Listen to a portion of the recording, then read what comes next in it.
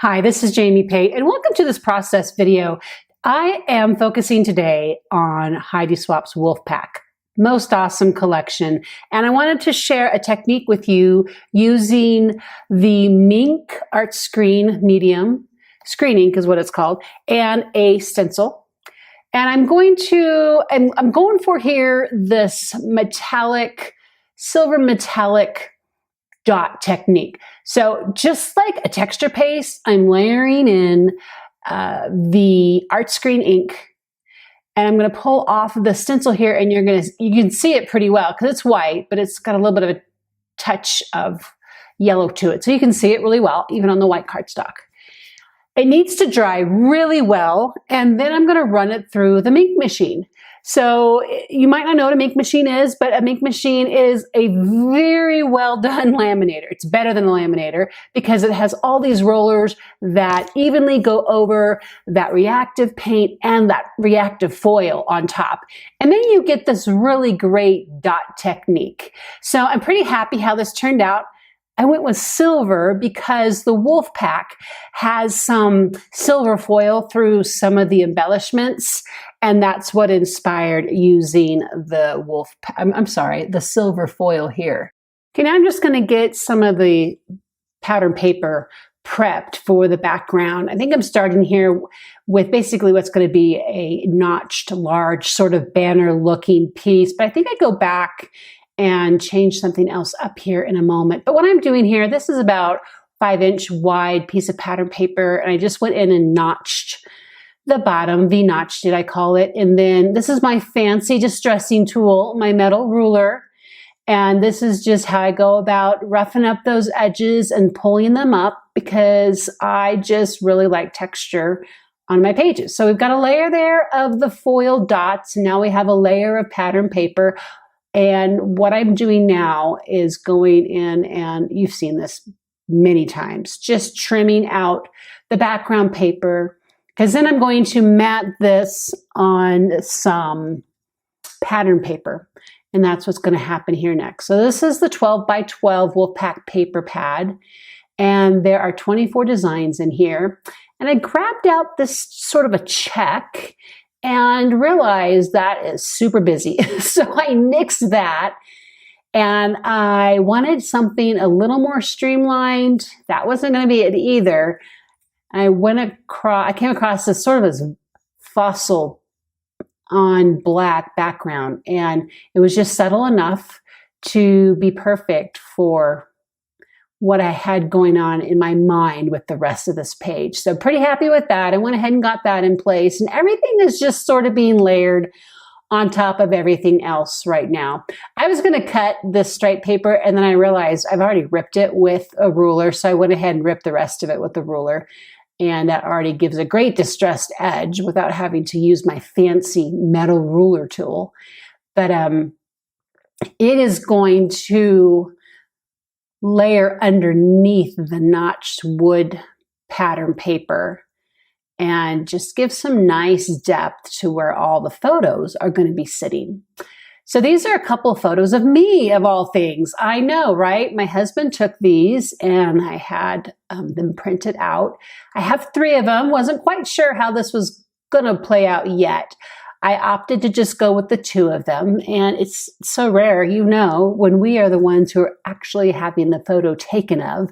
So I wanted to have this in my album. The next piece that's going to be layered in here is also Wolfpack, and it's this rub-on sticker set. So the rub-ons come separate. You can see them there. There's white set, and there's also a silver foil set. And then there are round stickers and square stickers. So I've opted for the round. I thought that gave some great offset, kind of contrasting look to all the square and the stripes I had going on here. Plus it kind of played nicely with the dot texture I had at the very background. So this is just your regular rub-on, and I'm just using a stylus to go in and rub that on. Now, just be mindful, if you do use these, there's a bit of a bleed. You can see on that other sticker I've already used. And so I ended up going a little too low on the sticker. I almost missed the sticker. Good enough for me, but just be mindful that that there is like an 1/8 inch bleed on that.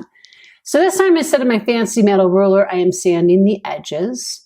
And I have already backed that circle sticker with some cardstock because I knew I didn't want it to stick flat. And then you saw there, I added the pop dot. And so that's got, not only is it round, but there's extra dimension. Okay, I gotta run into this real quick. So this pattern paper is also from Wolfpack, and I kind of put this branch design on top, and I'm gonna use that 12 by 12 paper at some other point. But I wanted these branches.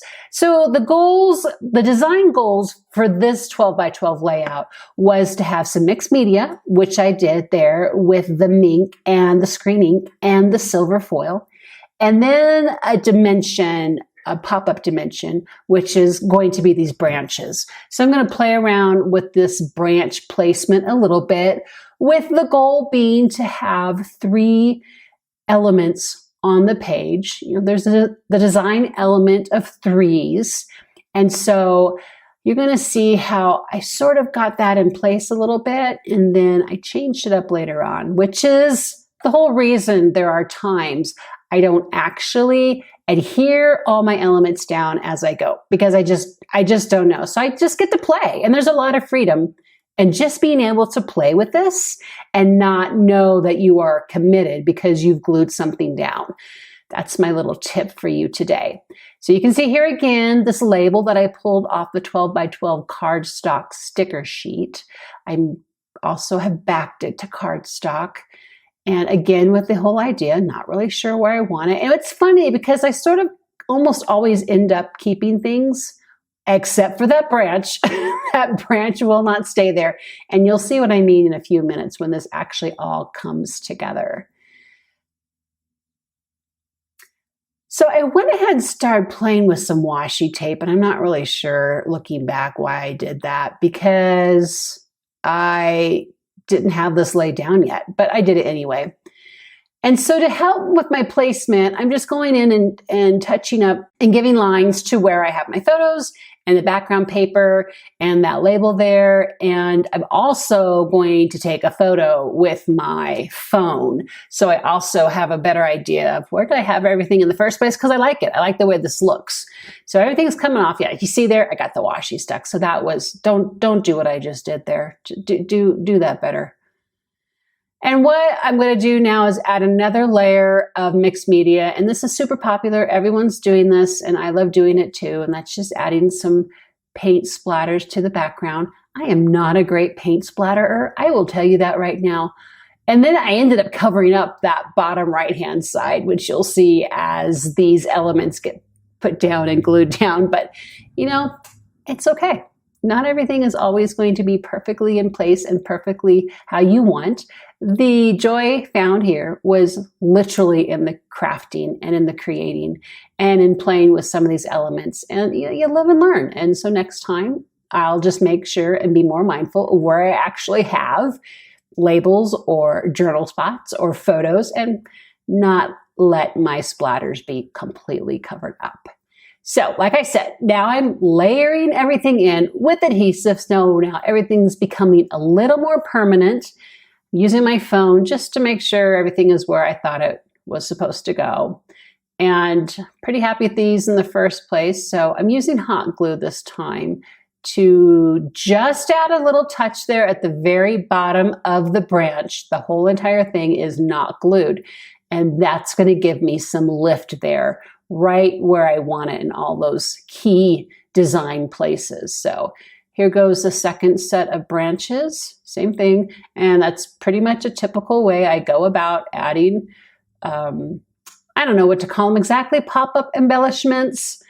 I don't glue them down flat pretty much ever. So I started, it's funny, I hadn't put hot glue on here yet because I just knew I wasn't quite satisfied with where this was initially going. So now I've gone in and found some much better placement, and all the branches are now going in the same direction, which I thought gave more cohesion to this page. And I was pretty happy when I got those tucked in behind the label, and pretty happy how that turned out and how that looked. And so I got my 3 design elements in place, which was really cool how it followed along with the photo. So your eye whether you realize it or not, is following those embellishments down the page and looking at what, for me, is the focal point of my scrapbook pages, and that is the photos. I just happen to love all the other pretty stuff and want to put all the other pretty stuff in place. And so that is the scrapbook page with mixed media elements and some digital die cuts popped up with some great texture. And thank you so much for watching this today.